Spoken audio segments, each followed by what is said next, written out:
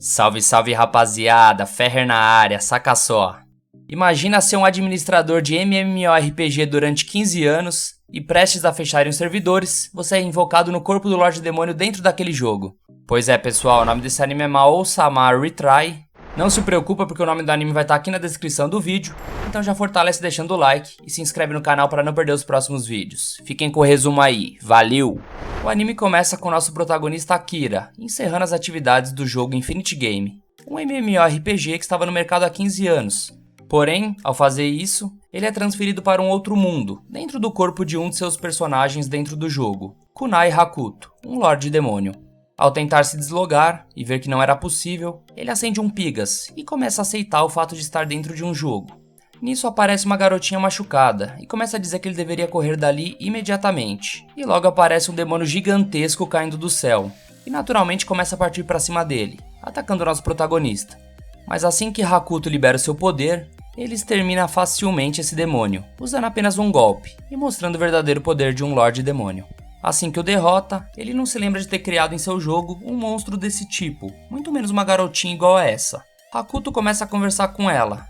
Seu nome é Ako, e ela conta que eles estão no Reino da Luz Sagrada, onde as pessoas veneram o Querubim, e esse mesmo monstro que ele havia acabado de derrotar teria sido selado antigamente por esse mesmo ser sagrado, que se chama Querubim. A garotinha conta também que abaixo de Querubim existe 3 donzelas sagradas, e uma organização chamada Santa Igreja. Enquanto Ako toma um banho, pois ela estava toda suja, nosso protagonista consegue acessar os privilégios de administrador do seu jogo, mesmo não estando dentro dele. E basicamente, ele consegue criar itens com esse poder. Olhando seus status, Hakuto percebe que está fraco e precisa de pontos para aumentar suas habilidades, e assim, recuperar 100% do seu poder, como era no Infinity Game. Esses pontos ele conseguiria matando monstros, ou convertendo itens. Por isso, ele decide ir atrás de onde veio aquele demônio, que ele acabou de enfrentar, e conseguir pontos extras para suas habilidades. Nosso protagonista pede ajuda para a garotinha Ako para estar guiando ele até o Templo dos Desejos, que foi onde esse demônio havia sido selado. Notando que sua perna estava machucada, nosso protagonista se oferece a levá-la em suas costas, já que a garotinha tinha dificuldade para andar. A garotinha começa a chorar pela gentileza de Hakuto, já que antes disso, por muito tempo, ela foi um incômodo para sua aldeia. Ela recolhia os lixos e as fezes dos humanos. Então mesmo ela fazendo o melhor que podia, todos da aldeia a batiam, humilhavam, chamavam ela de fedorenta, e ainda por cima a expulsaram de lá, para que ela servisse como sacrifício para os demônios. Hakuto coloca a garota em suas costas, guiando ele até o templo, e quando ele chega lá, a primeira coisa que ele vê no chão são diversos magos negros mortos. Em seguida nosso protagonista encontra um ídolo, não dando para diferenciar se era um anjo ou um demônio. Esse ídolo fala que foram esses magos que estavam mortos que invocaram Hakuto para esse mundo, na intenção de convocar um Lorde Demônio. E ele também fala que não pode conceder o pedido de Hakuto, que é mandar ele de volta para a Terra. Esse ídolo entrega ao nosso protagonista um anel misterioso, e assim que entrega, ele vira poeira, e vai de Drake e Josh. Hakuto então decide que vai para uma cidade grande, e Ako diz a ele que existe a capital sagrada, do Reino da Luz, e nosso protagonista torna Ako a sua guia nesse mundo.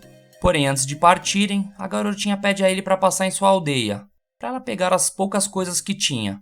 Quando eles chegam na aldeia, nosso protagonista usa o modo invisível e vê diversos moradores jogando pedra na garotinha Ako. Nisso, o anel misterioso que ele havia recebido começa a responder à sua raiva, dizendo que ele deveria expurgar e eliminar todos aqueles seres humanos.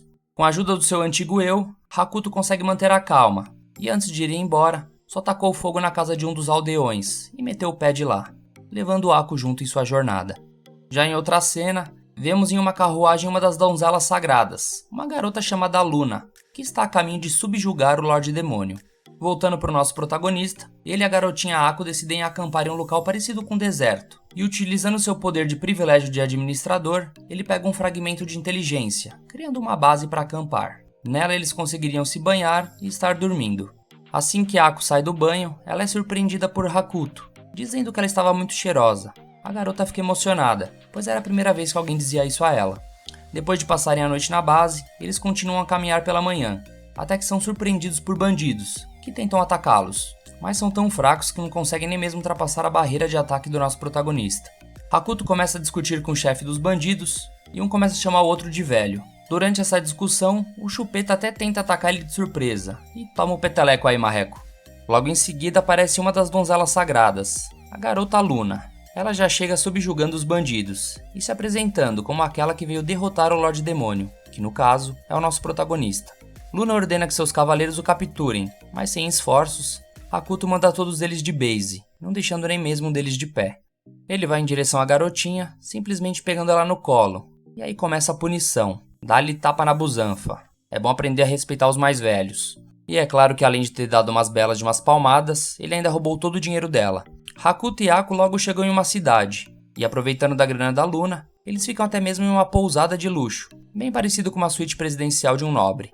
Mais tarde os dois vão a uma loja de roupas e a garotinha Ako fica muito elegante com as roupas novas, ficando pronta para terem um jantar especial.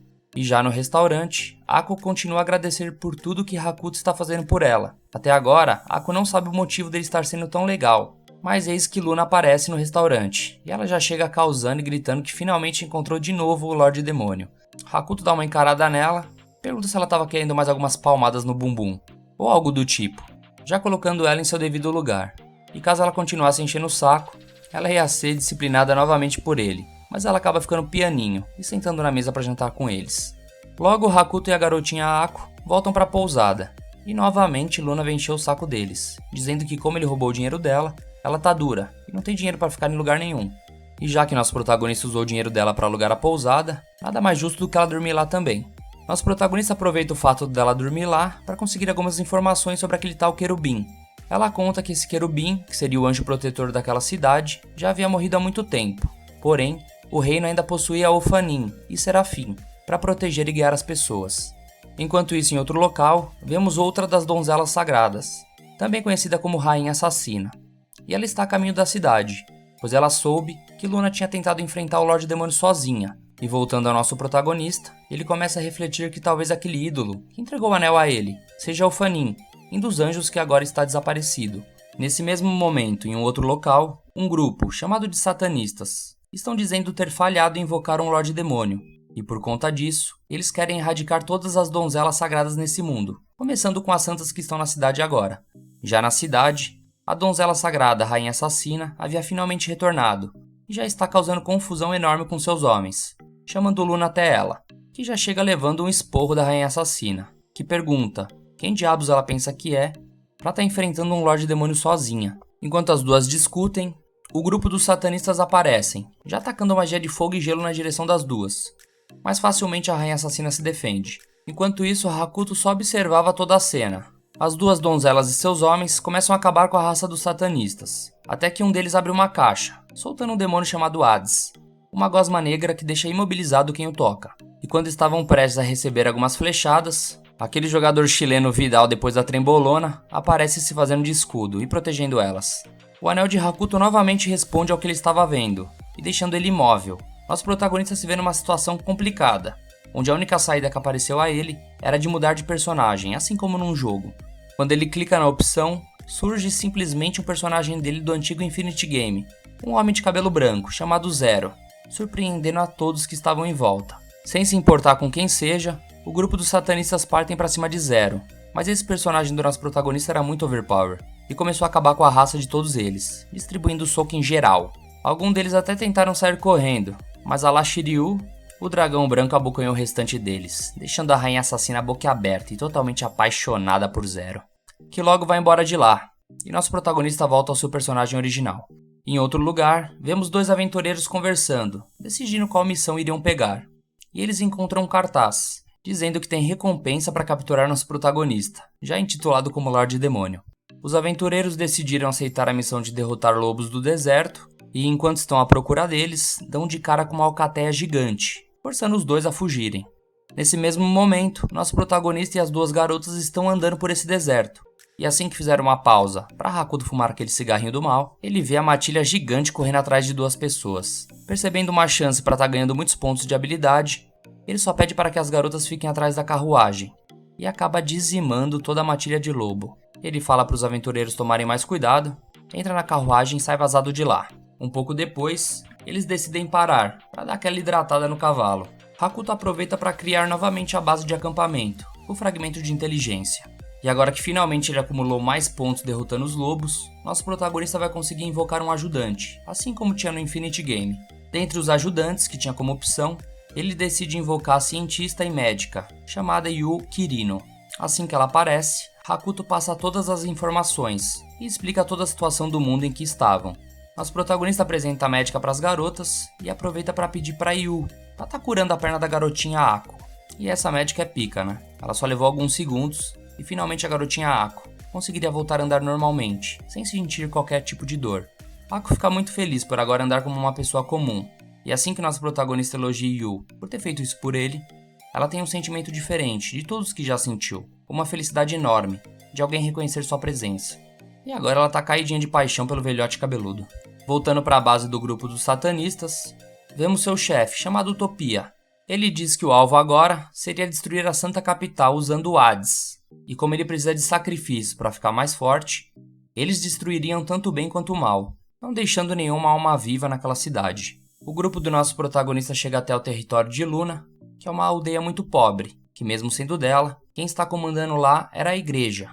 Vendo isso, Hakuto decide que vai dar um jeito nessa aldeia, e ele tem em mente construir um hospital e um resort com águas termais, já que com isso ele conseguiria atrair gente de fora da vila e arrecadar muito dinheiro.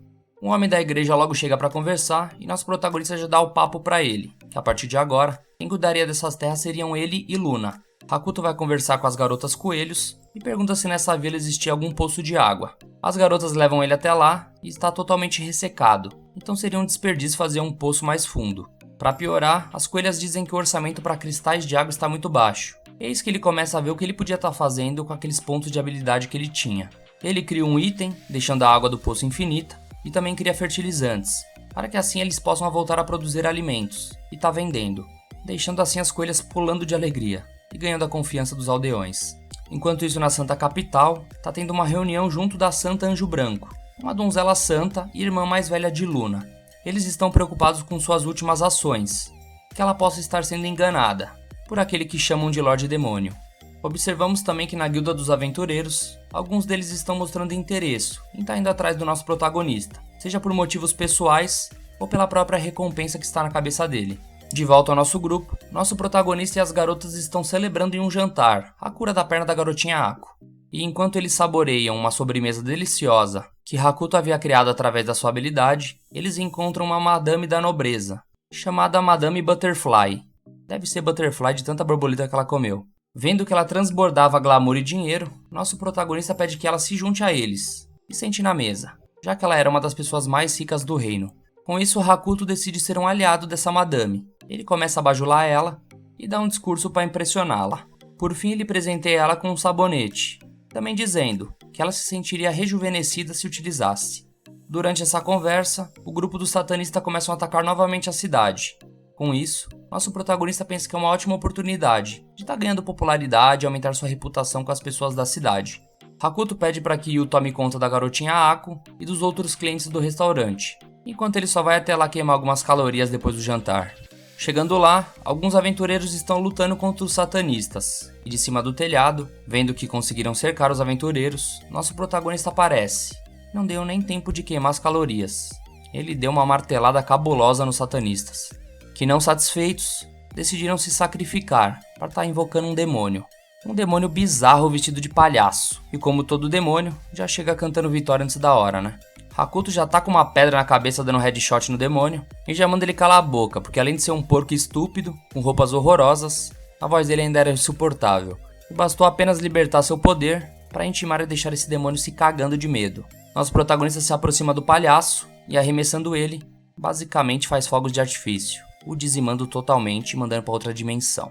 Assim que ele derrota o demônio, toda a população começa a agradecer e a ovacionar ele, aumentando assim sua popularidade e assim completando também seu plano de melhorar sua reputação. Vou ficando por aqui no episódio 6, pessoal. Caso vocês tenham curtido o vídeo e queiram que eu traga a parte 2 desse anime, deixa aqui nos comentários. E não esquece de deixar o like e de se inscrever no canal para não perder os próximos vídeos. É isso, galera. Um abraço a todos, fiquem com Deus e tamo junto. Valeu!